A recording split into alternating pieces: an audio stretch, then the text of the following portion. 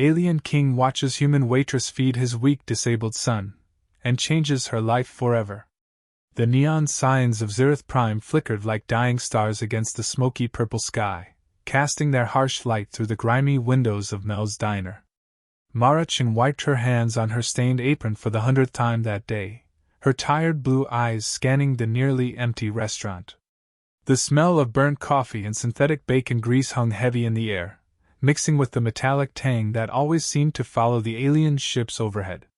"Mama, I'm hungry," whispered 8-year-old Ivy from her corner booth, looking up from the coloring book that was more holes than paper. Her blonde hair was pulled back in a messy ponytail, and her small fingers clutched a broken crayon. "I know, baby. Just a little longer, okay?" Mara forced a smile, though her stomach twisted with guilt. They'd eaten nothing but stale bread and watered-down soup for 3 days straight. The tips from serving the few alien customers who bothered with this rundown human district barely covered rent, let alone groceries. Through the window, she watched the sleek hovercars of the Zephyrian elite glide silently toward the upper districts, areas where humans like her weren't even allowed to set foot. 15 years had passed since the Zephyrians had, peacefully integrated, Earth into their galactic empire, but Mara still remembered her grandmother's stories about blue skies and free elections. Now, humans were little more than service workers on their own conquered planet. "Mara! Table 3 needs their slime brew refilled," barked Tova from behind the counter. The older woman's weathered face carried the deep lines of someone who'd seen too much, but her eyes held a protective warmth when they landed on Ivy.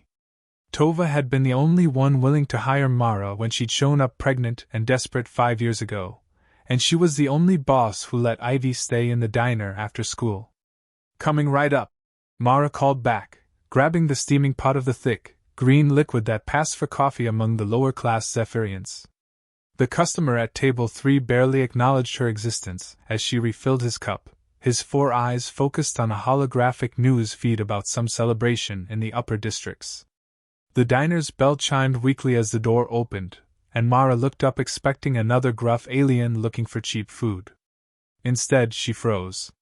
A small figure stood in the doorway, no taller than Ivy despite appearing to be around 12 years old. His pale blue skin seemed almost translucent, and his thin frame trembled beneath an expensive-looking cloak that was 3 sizes too big. Most striking were his eyes, large, golden, and filled with an exhaustion that seemed far too heavy for someone so young. Mara recognized the signs immediately. She'd seen that same hollow hunger in Ivy's eyes during their worst nights. The few other customers in the diner glanced at the boy and quickly looked away. Even Tova seemed to shrink behind the counter. There was something about his clothing, the fine fabric and subtle jewelry, that screamed nobility. And on Zerth Prime, crossing the alien upper class could mean disappearing forever. The boy stood there for a long moment, swaying slightly on his feet. His golden eyes darted around the room before landing on an empty booth in the corner, the same kind of dark, hidden spot where Ivy always sat. Mara felt her heart clench. Noble or not, he was just a kid. "Hey there," she said softly, approaching with the gentle voice she used when Ivy had nightmares. "You looking for something to eat?" The boy's eyes widened in surprise as if he'd expected to be turned away. He nodded almost imperceptibly. "I can pay," he whispered, his voice barely audible and carrying the musical accent of the Zephyrian upper class. "Course you can, honey. Come on, let's get you somewhere comfortable." Mara led him to the empty booth, noticing how his legs seemed barely able to support him. As he slid into the seat, she caught sight of his hands, thin as bird bones and shaking like autumn leaves. "What's your name?" she asked, crouching down to his eye level. "Kale," he said quietly. "Well, Kale, I'm Mara. What sounds good to you? We've got soup, sandwiches, some pretty decent pie." For the first time, the boy's expression brightened just a fraction. "Pie. Apple pie. Well, synthetic apple, but it's not half bad." She winked at him. "My daughter Ivy loves it. Hey Ivy, come meet our new friend." Ivy looked up from her coloring and slid out of her booth, approaching cautiously. "Hi," she said shyly. "I like your cloak. It's really pretty." Kale touched the fabric self-consciously. Thank you. I like your drawing. I'll get you both some pie, Mara said, but as she started to stand, she noticed Kale's hands shaking harder as he tried to pick up a spoon. Without thinking, she sat back down and gently took the utensil from him. Here, let me help. She scooped up a small bite of the warm pie and held it toward him. Sometimes we all need a little help, right? What happened next made her breath catch. Kale's golden eyes filled with tears, not of sadness, but of something like relief. As if he'd been waiting his whole life for someone to simply be kind to him. Outside the diner window, hidden in the shadow of a massive hover transport, 3 figures watched the scene unfold. The center figure was tall and imposing, his dark blue skin marked with the silver tattoos of royalty. His 4 eyes never left the small boy in the booth, and his expression, usually as cold and unmoving as stone, began to shift. King Zorath had followed his son through the twisted alleys of the lower districts, ready to drag him back to the palace. But now he found himself frozen, watching as a human woman, showed his heir the kind of gentle care that no one in his own court had ever offered. Your Majesty, whispered Commander Vex, one of his elite guards. Should we retrieve the prince? Zorath raised a hand for silence, his gaze never leaving Mara as she patiently helped Kale eat, telling him soft stories and making him laugh, actually laugh, for what might have been the first time in years. Not yet, the king murmured. I want to see how this plays out. Inside the diner, completely unaware that the most powerful being in the galaxy was watching her every move, Mara continued to feed the frail boy who'd wandered into her life. She hummed an old earth lullaby under her breath, the same one she sang to Ivy during thunderstorms. And in that moment, as she wiped a crumb from Kale's chin and smiled at his shy thank you, Mara had no idea that her simple act of kindness was about to change not just her own life, but the fate of 2 entire species. The stage was set. The players were in position. And the king was watching. In the shadows outside Mel's diner, King Zoratha's 4 eyes burned with an intensity that could have melted steel. His massive frame, nearly 7 feet tall, remained perfectly still as he watched through the grimy window. The silver tattoos marking his royal bloodline seemed to pulse with each beat of his twin hearts. Your Majesty, Commander Vex whispered urgently, his hand resting on his plasma weapon. The prince has been missing for 6 hours. The council grows restless. They're asking questions. Zoratha's jaw tightened. Let them ask. For 15 years, he'd ruled with absolute authority, crushing rebellions and expanding the empire across 12 star systems. But ruling his own son had proven impossible. He's never stayed away this long before, muttered Lieutenant Cross, the second guard. Perhaps the human is holding him against his will? Look at him, Zorath said quietly, nodding toward the window. Does he look like a prisoner? Inside the diner, Kale was actually smiling. A real smile, not the forced expression he wore during court ceremonies. Mara had moved to sit beside him in the booth, and she was showing him something in Ivy's coloring book. The 2 children giggled as Mara made funny voices for the cartoon characters. Once upon a time, Mara was saying, there was a brave little dragon who was different from all the other dragons. While they breathed fire, he could only make soap bubbles. The other dragons laughed at him and said he'd never be strong enough to protect the kingdom. Kale leaned closer, hanging on every word. What happened to him?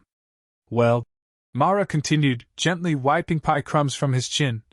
One day, the kingdom was attacked by an army so fierce that even fire couldn't stop them. But the little bubble dragon discovered something amazing. His bubbles could do something fire never could. They could heal wounds and mend broken hearts. Zorath felt something twist in his chest. He'd never heard anyone speak to Kale with such genuine warmth. In the palace, servants either avoided the prince entirely or treated him like fragile glass, tiptoeing around his condition with barely concealed pity. Kale had been born with temporal bone syndrome, a rare genetic condition that left his skeleton weak and his body frail. Among the Zephyrian elite, physical weakness was considered the ultimate shame.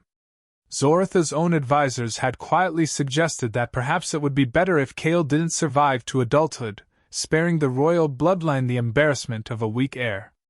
But watching his son laugh at Mara's silly story, seeing the way he relaxed completely for the first time in years, Zorath began to question everything he'd been told about strength and weakness. The bubble dragon saved everyone, Mara was saying, because sometimes the gentlest hearts are the strongest of all. Kale's golden eyes shimmered. Do you really think so?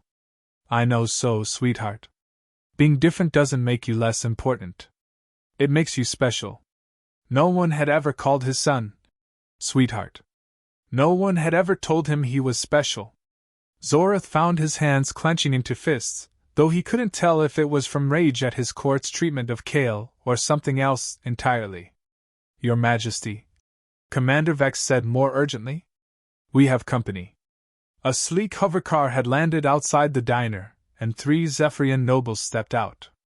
Zorath recognized them immediately, Lord Drevik and his cronies from the inner council.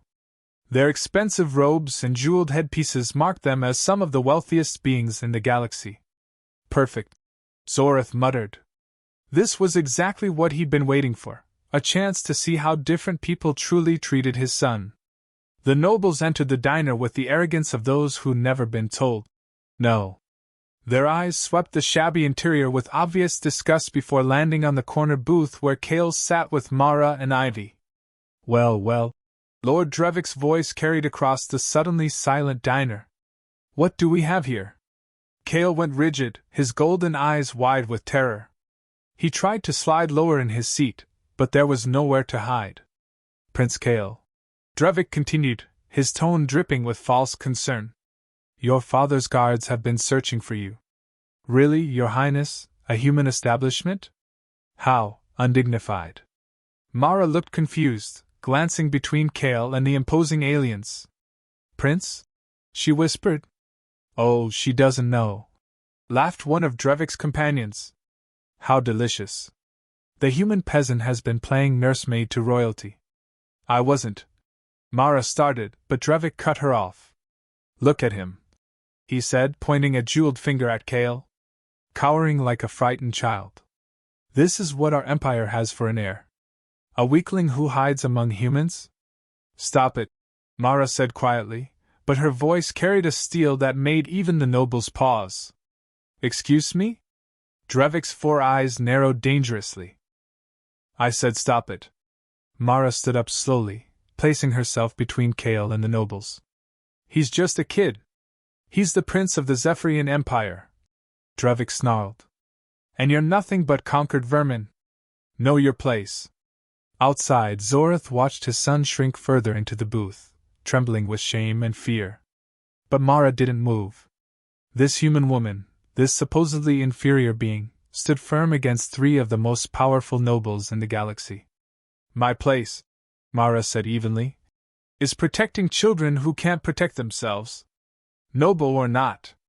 The temperature in the diner seemed to drop 10 degrees. Drevik's hand moved to the ceremonial blade at his side. You dare speak to your betters this way? Perhaps you need to be reminded of the natural order. But as Drevik stepped forward, something unexpected happened. Kale struggled to his feet, his thin legs shaking with effort. Don't hurt her, he whispered. Please. She was kind to me. Drevik laughed cruelly. Kind? Boy, she probably poisoned your food, hoping to claim a reward for your death. These humans are parasites, using whatever they can to climb above their station. That's not true. Ivy suddenly piped up from beside her mother. Mama gave him her own lunch.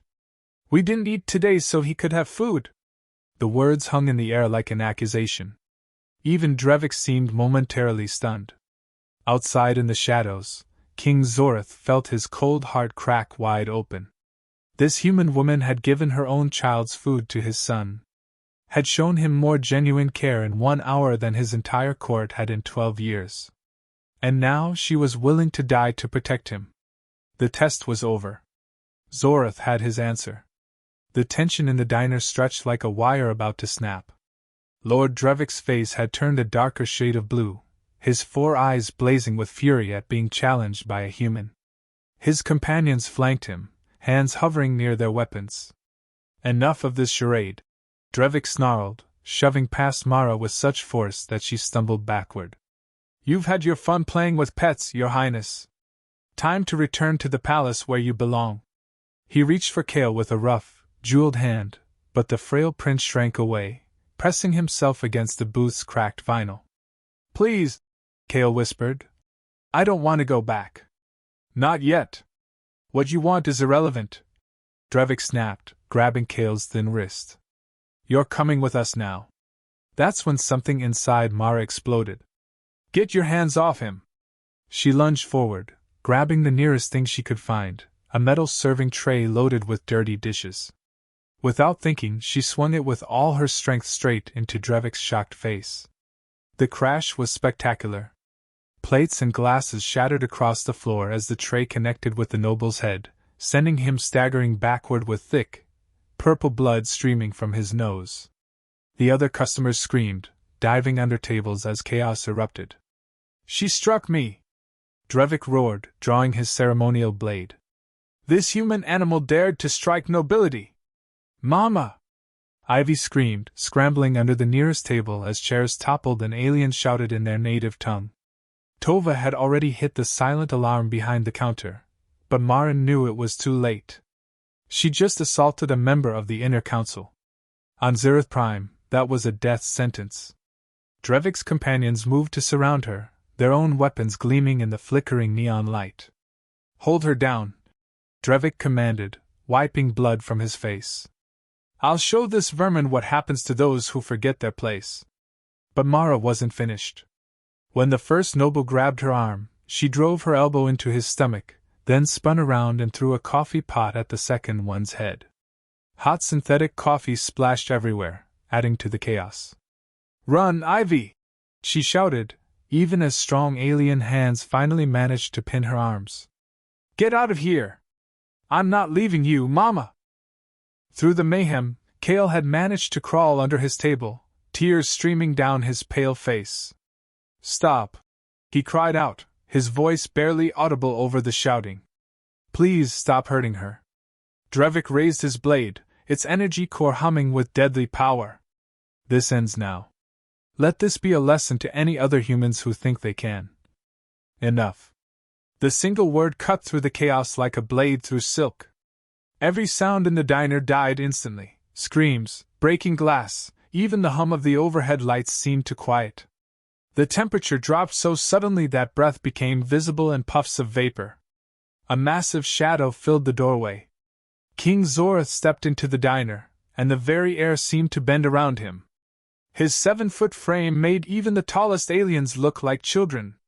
The silver tattoos covering his dark blue skin pulsed with an inner light, marking him as the supreme ruler of the Zephyrian Empire.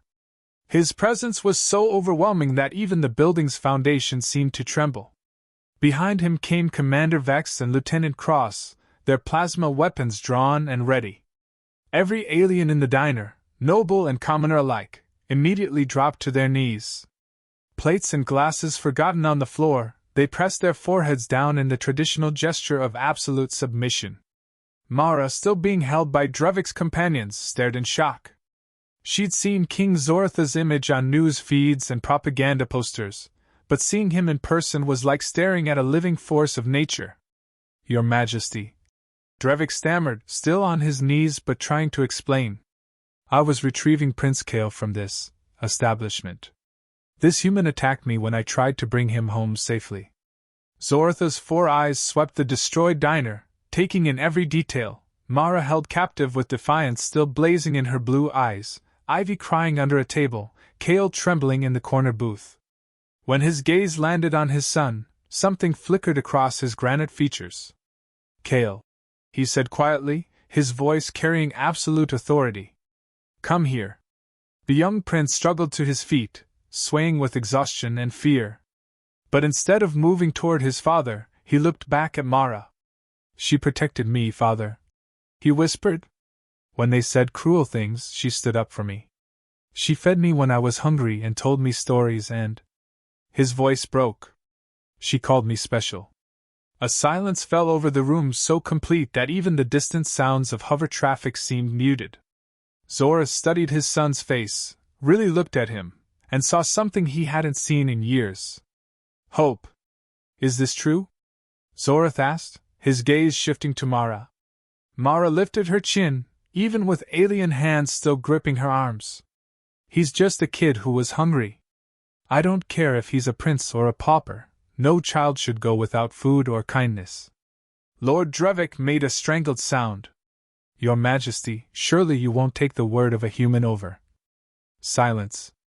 Zoratha's voice was soft, but it carried the weight of absolute power. Drevik's mouth snapped shut. The king stepped closer to Mara, his towering form casting her in shadow. For a moment she thought he might kill her where she stood. Instead, he spoke words that would echo through the galaxy for generations to come. Release her. The aliens holding Mara immediately let go, stepping back in confusion. Commander Vex. Zorath continued, never taking his eyes off Mara's face. Escort Mara Chin and her daughter to the palace. They are to be given royal guest quarters and anything they require. Shocked gasps echoed through the diner. Even Drevik looked stunned beyond words. Your Majesty. He finally managed to stammer. Surely you don't mean. I mean exactly what I said. Zoratha's voice carried a dangerous edge now. Anyone who questions this decision questions me directly. Mara stared at the alien king in complete bewilderment. I don't understand. The palace? Why? Zorath looked down at her, this small human woman who had risked everything to protect his son, and for the first time in 15 years of rule, he smiled. Because, Marachin, you have shown my heir something I thought was extinct in this galaxy, genuine kindness without expectation of reward. And that, he said, glancing meaningfully at his cowering nobles, is rarer than all the jewels in my treasury.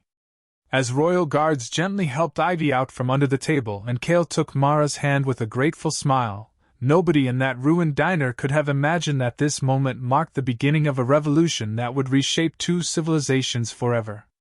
The royal hover transport glided silently through the upper districts, past towering spires of crystal and metal that reached toward Zerith Prime's purple sky. Mara pressed her face to the window, her breath fogging the glass as she stared at sights she'd only glimpsed from afar. Massive holographic displays showed news feeds of alien achievements, while perfectly manicured gardens floated on anti-gravity platforms between the buildings. Mama, look! Ivy whispered, pointing at a fountain that shot streams of liquid light 50 feet into the air. It's like magic. Beside them, Prince Kale managed a small smile. That's the fountain of eternal memory. It changes colors based on the emotions of people nearby. What color is it now? Mara asked, though she could barely form words. Everything felt surreal, like a dream she might wake up from at any moment. Blue and gold, Kale said softly. Hope and wonder. The palace itself defied description. It rose from the center of the upper district like a mountain of living glass, its surface shifting and flowing like water frozen in time. Spires twisted impossibly high, connected by bridges that seemed to float without support. The entire structure pulsed with inner light, as if powered by a captured star. It's so big. Ivy breathed as their transport approached the main entrance. My family has ruled from here for 3,000 years. Kale explained, but his voice held no pride, only a kind of tired acceptance. Most of it is empty now. Just me and Father and the council and servants.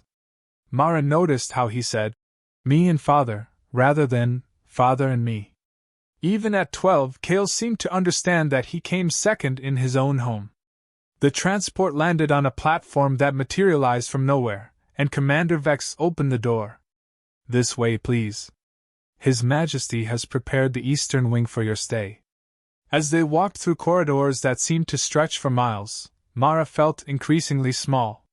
The walls were covered in moving murals that depicted great battles and conquests, all showing Zephyrian triumph over various alien species, including humans. Servants, mostly aliens but some humans, bowed deeply as they passed, their eyes filled with curiosity and fear. Your quarters, Commander Vex announced, opening massive doors that led to a suite larger than Mara's entire apartment building. The rooms were magnificent, furniture that seemed to grow from the floor itself, windows that offered panoramic views of the city, beds that floated 3 feet off the ground supported by streams of energy. Ivy ran to touch everything, her eyes wide with delight, but Mara felt overwhelmed. "This is too much," she said quietly. "We don't belong here." "Yes, you do," Cale said firmly, taking her hand. "Father said you could stay. And I want you to stay." Over the next few hours, it became clear just how much Cale needed her presence. When servants brought him his evening meal, he refused to touch it until Mara was seated beside him. When the royal physician came to give him his daily medical check, Cale gripped Mara's hand throughout the entire examination. "The prince seems calmer than I've seen him in months," the physician noted. "His vital signs are actually improving." But not everyone was pleased with the arrangement. "This is absolutely unacceptable," hissed Advisor Keleth as he paced before King Zoratha's throne in the Great Hall. Keleth was ancient even by Zephyrian standards, his pale skin marked with ritual scars that indicated his position as the king's chief counselor. "A human? In the royal wing? What message does this send to our subjects?" Around the circular chamber, other members of the inner council nodded in agreement. Lord Drevik, his face still bandaged from Mara's stray attack, was particularly vocal in his objections.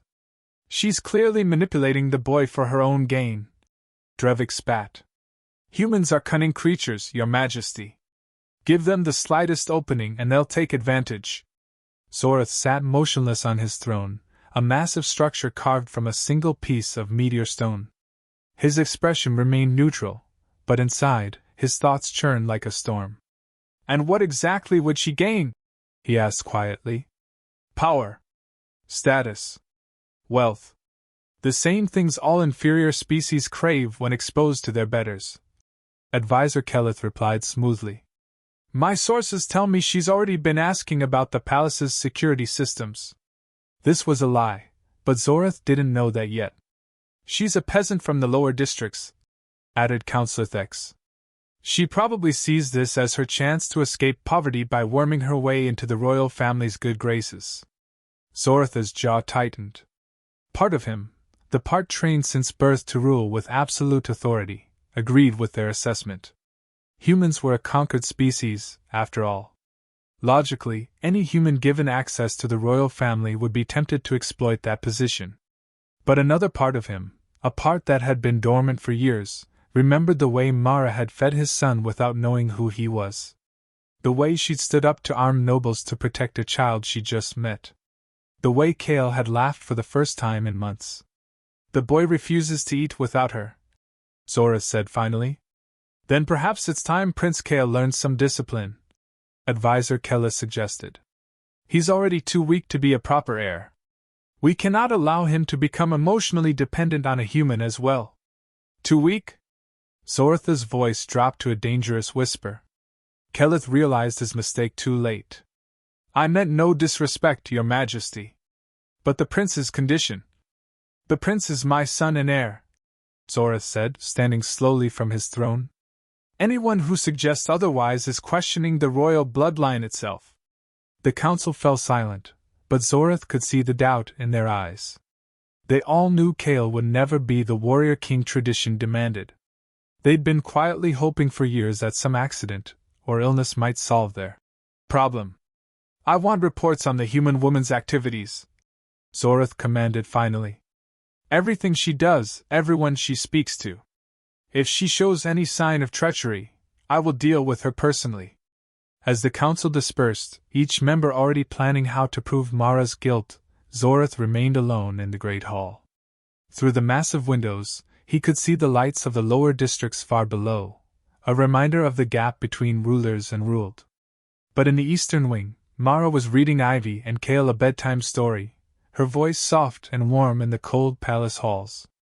For the first time in years, both children fell asleep without nightmares. And Zorath found himself standing outside their door, listening to the sound of genuine peace in his home. The war between tradition and compassion had begun. 3 days passed in the Crystal Palace, and Mara felt like she was living inside a beautiful cage. Every morning, servants would bring elaborate meals that could feed her old neighborhood for a week.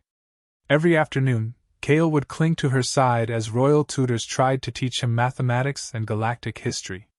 And every evening, she'd catch glimpses of King Zorth watching them from shadowed doorways, his 4 eyes unreadable. "Why does your father always look so sad?" Ivy asked Kale as they sat in the palace's indoor garden, surrounded by flowers that sang in harmony and trees that grew rainbow-colored fruit. Kale considered this seriously, as he did most of Ivy's questions. "I think he's lonely. Being king means you can't really trust anyone. Everyone wants something from you. But not us," Ivy said confidently. "We just want to be friends." "I know," Kale smiled. "That's why I like you both so much." Mara watched the 2 children play among the singing flowers, her heart aching with happiness and worry in equal measure. Ivy had never been so carefree, and Kale was blossoming like one of the exotic plants around them. But she couldn't shake the feeling that this was all temporary, a beautiful dream that would end the moment she made one wrong move. That afternoon, Commander Vex appeared with unexpected news. "His Majesty requests your presence in the Royal Archives," he announced formally. "Prince Kale will remain with his tutors." Mara felt her stomach drop. This was it, the moment Zorith decided she'd overstayed her welcome. But Kale grabbed her hand tightly. "Can I come too?" he asked Commander Vex. "I'm afraid not, Your Highness." The king was very specific, only Mara-chan. The Royal Archives turned out to be a vast library that seemed to stretch beyond the horizon. Floating holographic texts drifted like luminescent butterflies between towering shelves that reached impossible heights. The air hummed with the energy of countless data streams. "Impressive, isn't it?" King Zortha's voice came from behind a pillar of swirling information. He stepped into view, but without his formal robes and crown, he looked almost ordinary. Almost like a father instead of a galactic emperor. "It's incredible," Mara said honestly. "I've never seen so many books." "Not books. These are the complete records of our civilization, every law, every treaty, every secret of the Empire." He gestured toward the floating displays. "I'm trusting you with access to information that could topple governments or start wars." Mara stared at him in shock. "Why?" "Because I want to see what you'll do with it." For the next hour, Zorth gave her a tour that no human had ever received. He showed her diplomatic communications with distant worlds, military strategies that could devastate entire systems, and economic data that revealed the true wealth of the Empire. All of it was incredibly valuable, the kind of information that resistance movements would kill for. "The access codes to these sections will remain active for your stay," Zora said casually, as if he weren't handing her the keys to galactic secrets. "Feel free to explore whenever you wish." As they walked, Mara caught glimpses of something unexpected in the imposing king's behavior. The way his shoulders sagged when he thought she wasn't looking. The tired lines around his eyes. The way he paused before a holographic display showing casualties from various rebellions, his expression heavy with regret. "It must be hard," she said quietly. "Making decisions that affect so many lives."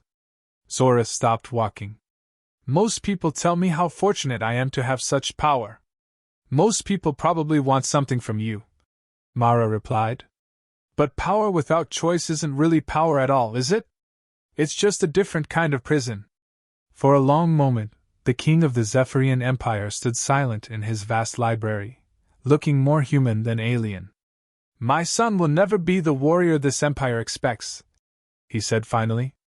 "The council reminds me daily that his weakness makes him unsuitable to rule." "Kale isn't weak," Mara said firmly. "He's the kindest, most thoughtful boy I've ever met. Those aren't weaknesses, they're strengths this galaxy desperately needs. Tell that to my advisors. They see only his frail body and assume his mind must be equally deficient. Then they're idiots." Zortha's 4 eyes widened in surprise, then he did something shocking. He laughed. Actually laughed, deep and genuine.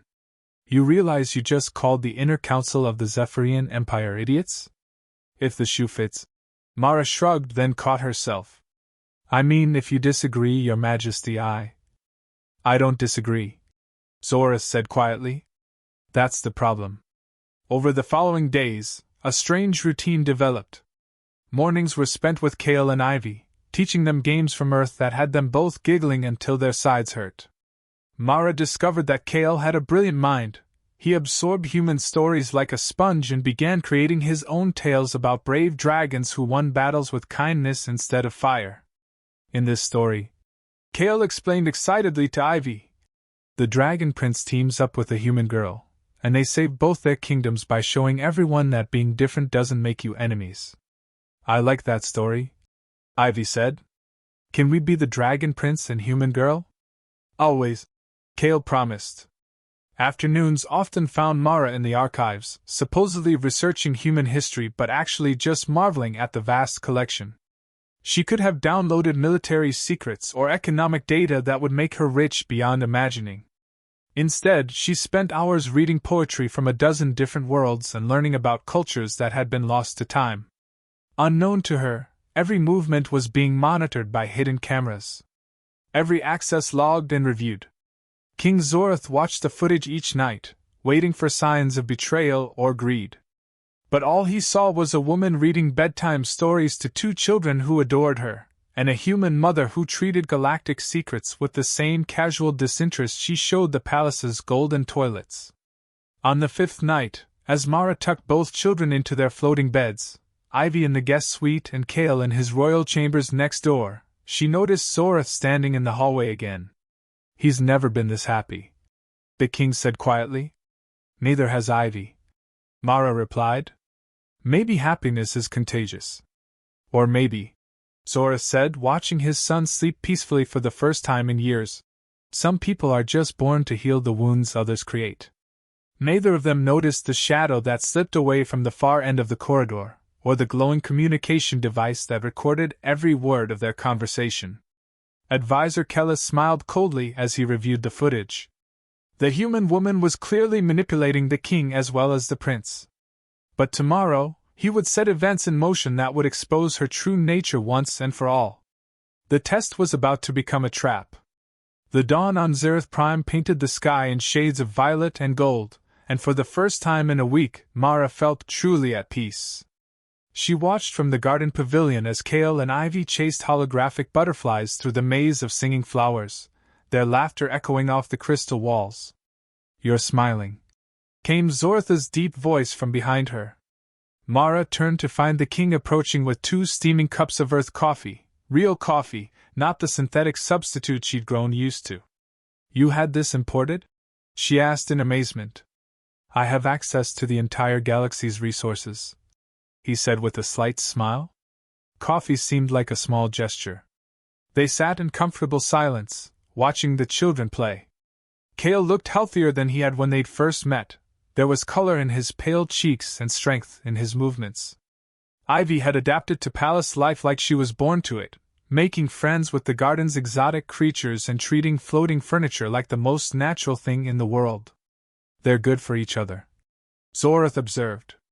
All children are, when you give them the chance, Mara replied. Kale just needed someone to see his strength instead of his weakness. And what do you see when you look at me? The question was asked quietly, almost hesitantly. Mara studied the powerful alien beside her, this being who could destroy worlds with a word, who ruled over billions of lives. But what she saw was simpler than that. A father who's afraid of failing his son. Zortha's coffee cup trembled almost imperceptibly in his hands. Their moment was interrupted by Commander Vex's approach. Your Majesty, the morning security briefing is ready. Can it wait? Zorith asked, not taking his eyes off Kale as the boy helped Ivy climb a tree whose branches formed natural steps. I'm afraid not, sir. There are urgent matters requiring your attention. With visible reluctance, Zorith stood. Will you be all right here? The gardens are completely secure. My personal guards patrol every entrance. We'll be fine, Mara assured him. The kids want to see the crystal waterfalls on the east side. Stay within the inner garden boundaries, Zorith instructed. And Mara? He hesitated, then touched her shoulder gently. Thank you? For everything. As the king disappeared into the palace, Mara felt a warmth spread through her chest. For a moment, she allowed herself to imagine what it would be like if this were permanent, if she could actually build a life here, give Ivy everything she deserved, help Cale become the leader he was meant to be. Mama! Come see! Ivy called from near a fountain that shot streams of liquid starlight into the air. Mara was halfway to the fountain when the attack came. Well, the human pet is taking a stroll. She spun around to see 4 palace guards emerging from behind ornamental pillars. But something was wrong. Their uniforms were slightly off, their weapons weren't standard issue, and their eyes held a cold malice that royal guards would never show. Stay back! Mara shouted, immediately positioning herself between the false guards and the children. The leader, a scarred Zephyrian she didn't recognize, grinned wickedly. Lord Kellis sends his regards. Nothing personal, human, but the prince needs to disappear. And you're going to take the blame. Horror crashed over Mara as she understood. This wasn't random violence. It was a carefully orchestrated plot to eliminate Cale and frame her for it. Run! She screamed to the children. Both of you, run to the palace! But the fake guards had positioned themselves to block all the main exits. Ivy and Cale huddled together by the fountain, trapped and terrified. Please, Mara begged, backing toward the children while keeping her eyes on the approaching men. Take me if you want, but leave them alone. Oh, we're taking you too, the leader laughed. Dead bodies tell better stories than live witnesses. The first guard lunged at her with an energy blade, and Mara's survival instincts exploded into action. She grabbed a metal gardening tool from a nearby planter and swung it like a club, catching him across the jaw with a sickening crack. Get behind the fountain! She yelled to Cale and Ivy as she spun to face the next attacker. The second guard came at her with a plasma pistol, but Mara threw the gardening tool at his head, then dove behind a crystal pillar as energy bolts sizzled past her ears. Her mind raced frantically. The inner garden was designed to be peaceful, not defensive. There were no weapons, no communication devices, no. Wait. The fountain. Mara's eyes locked onto the massive crystal structure at the garden's center.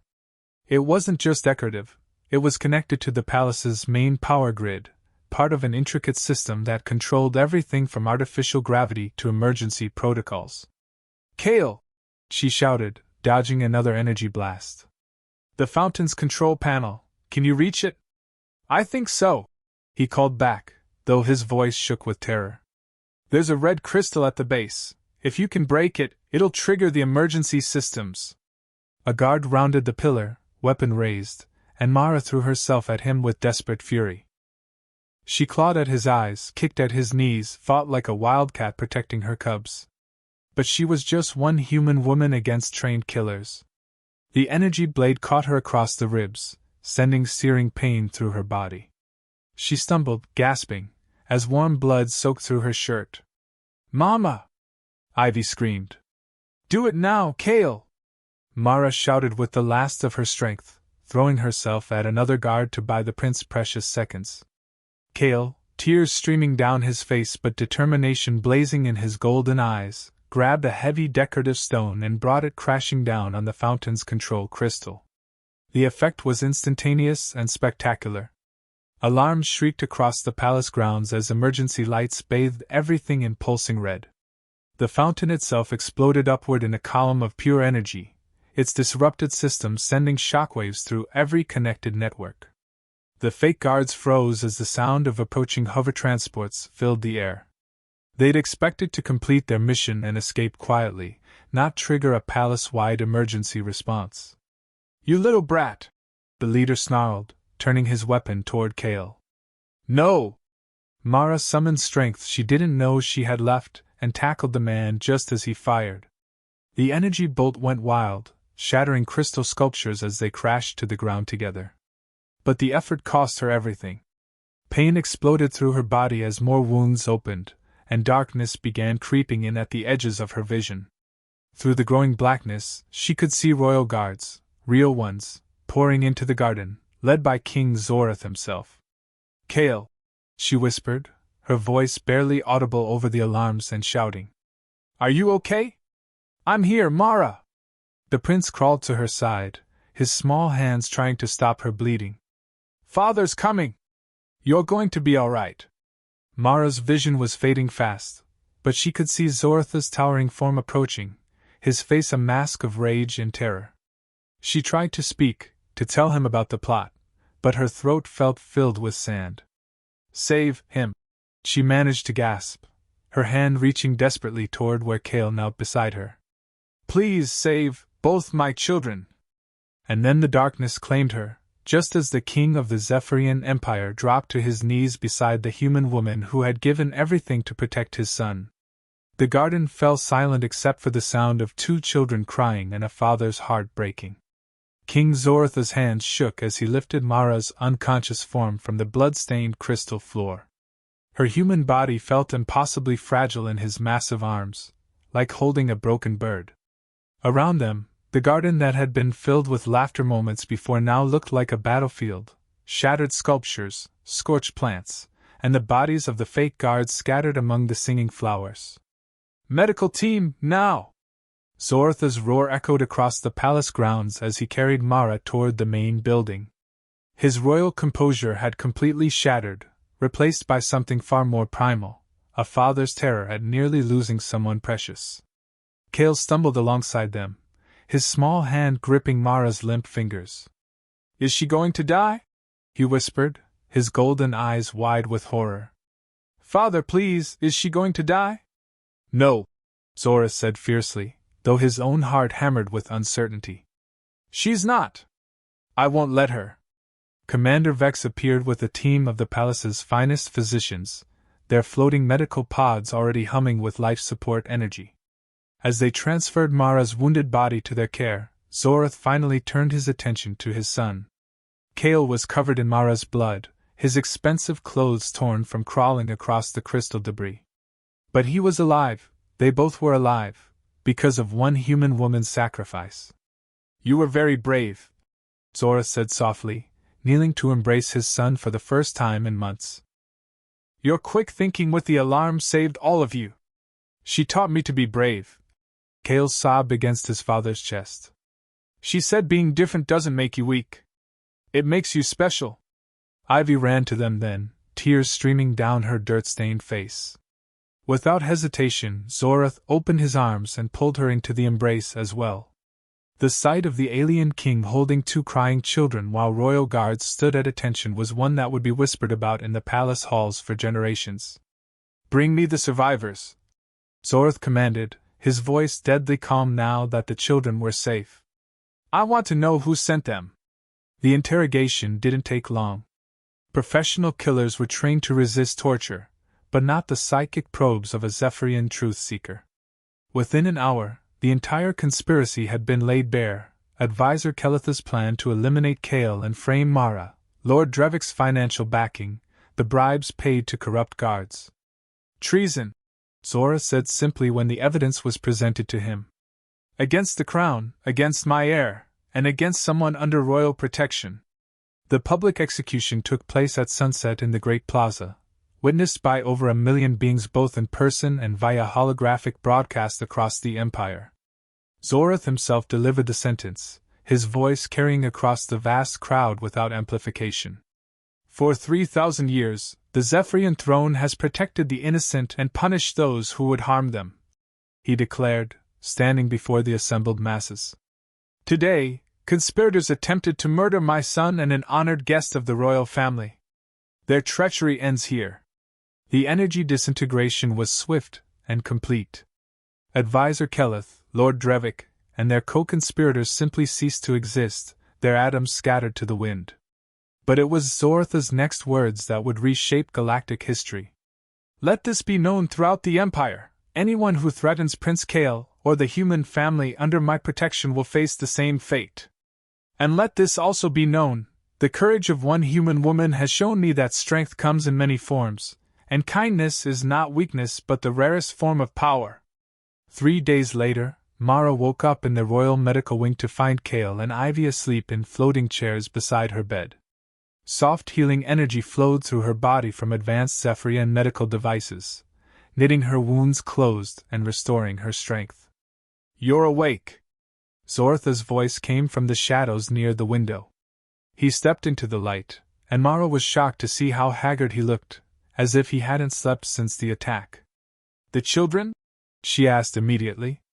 "Safe. Unharmed. Thanks to you." He moved closer to her bedside, his 4 eyes reflecting deep emotion. "The physicians say you'll make a full recovery, but it was close. Very close." Mara tried to sit up, wincing at the remaining soreness. "Who was behind it?" "That's been taken care of," Zorath said grimly. Then his expression softened. "But I owe you the truth about everything. About why you're really here." For the next hour, as Ivy and Kale continued to sleep peacefully nearby, Zorath told her about his secret observations in the diner. How he'd followed Kale into the lower districts expecting to drag him home in shame. How he'd watched her feed his son without knowing who he was. How he'd been testing her loyalty ever since. "I've ruled this empire for 15 years, he said quietly. "I've seen beings from 1,000 worlds, commanded armies beyond counting, wielded power that could reshape entire star systems. But I had never seen what you showed my son that first night, genuine kindness without expectation of reward." Mara felt tears gathering in her eyes. "You were testing me? All this time?" "At first, yes. I gave you access to state secrets, watched for signs of greed or treachery. My advisors were convinced you were manipulating Kale for personal gain." His voice grew heavy with regret. "I wanted to prove them wrong, but part of me expected them to be right. I'd forgotten that true goodness still existed." "And now?" Mara asked. Zorath looked at his sleeping son, then at Ivy curled up like a kitten in her chair, then back at the human woman who had changed everything. "Now I know that you didn't just save Kale's life in that garden. You saved his soul. And mine." He reached out tentatively, taking her hand in his massive one. "You've shown me what kind of leader my son could become, not through strength or fear, but through compassion and courage." Outside the medical wing windows, the lights of Zerith Prime twinkled like stars, but for the first time since conquering this world, Zorath saw not just an empire to rule, but a home to protect. The test was over. The truth had been revealed. And justice had been served. But the most important change was just beginning.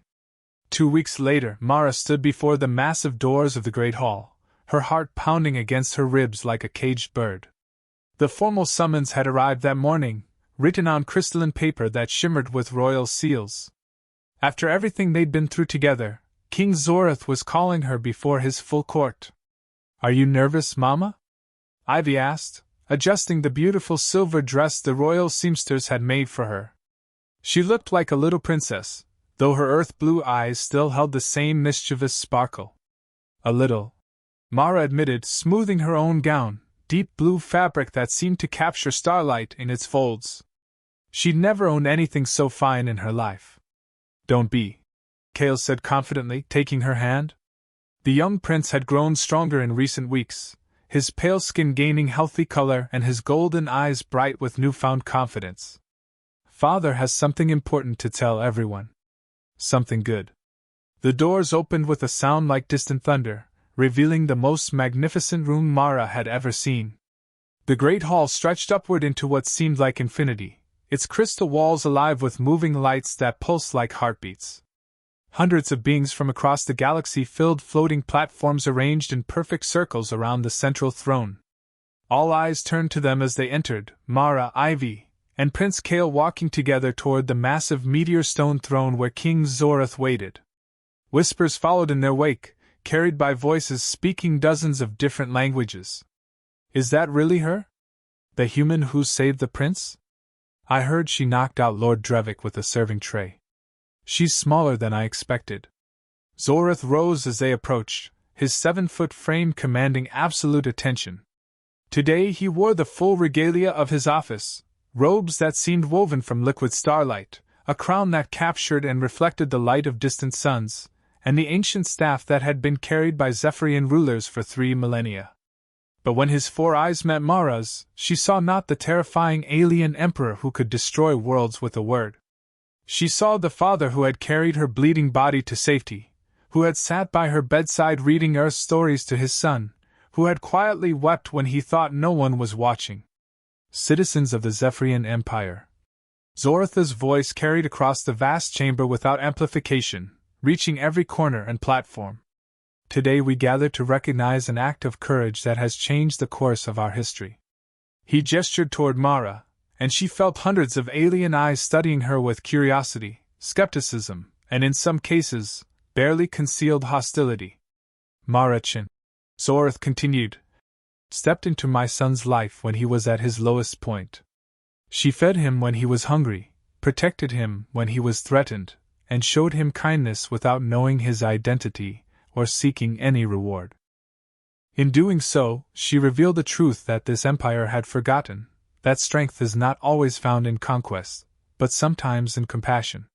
Murmurs rippled through the assembled crowd. This was not the kind of speech they expected from their warrior king. Therefore, Zorath declared, his voice growing stronger, I hereby name Marachin as Prince Kale's official guardian and special advisor to the throne. She will have a permanent place in the royal family, with all the rights, privileges, and protections that entails. Gasps echoed through the great hall.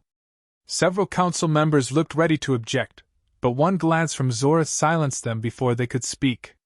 Furthermore, the king continued, Marachin and her daughter Ivy will be granted estates, wealth, and everything necessary to ensure they never want for anything again. They are family now, under the direct protection of the crown. Tears streamed down Mara's face as the full weight of his words hit her. Not just safety, not just survival, but a real future. Ivy would grow up with every opportunity, every chance to become whatever she dreamed of being. And Kale would have the love and guidance he deserved. But it was what happened next that broke her heart wide open. Kale stepped forward and took her hand, his young voice carrying clearly through the silent hall. Thank you, he said simply, for showing me what it means to be loved. Thank you, Mother. The word hung in the air like a blessing. Around them, the most powerful beings in the galaxy watched as a human woman embraced an alien prince, both of them crying tears of joy. When Mara looked up, she saw that King Zoratha's eyes were also bright with moisture. For just a moment, the mask of imperial authority slipped away, revealing the father beneath. But this is only the beginning, Zorath announced, his voice thick with emotion. Today marks the start of a new era for our empire. Humans and Zephyrians, working together as equals. Learning from each other. Building a future worthy of our children. He paused, looking directly at Mara. It begins with one human woman who saw a hungry child and chose kindness over fear. Who stood against armed nobles to protect someone she barely knew. Who nearly died saving the future of our throne. The king raised his ancient staff high above his head. Let it be recorded in every archive, broadcast to every world, the age of separation is over. The age of cooperation begins now. As cheers erupted from the crowd, not universal, but growing stronger by the moment, Mara looked around the magnificent great hall and marveled at the impossible journey that had brought her here. 6 months ago, she'd been serving synthetic coffee in a rundown diner, wondering how she'd afford her daughter's next meal. Now she stood in the center of galactic power, surrounded by beings from 1,000 worlds, holding the hand of a prince who called her mother, under the protection of a king who had become something like family. All because she'd seen a hungry child and done what her heart told her was right. As the celebration continued around them and Ivy squeezed her other hand with excitement, Mara finally understood what King Zorath had been trying to tell her all along. Sometimes the smallest acts of love can reshape entire universes. The waitress from Earth's lower districts was gone forever. In her place stood a woman who would help guide 2 species toward a better tomorrow, one act of kindness at a time. The future had never looked brighter.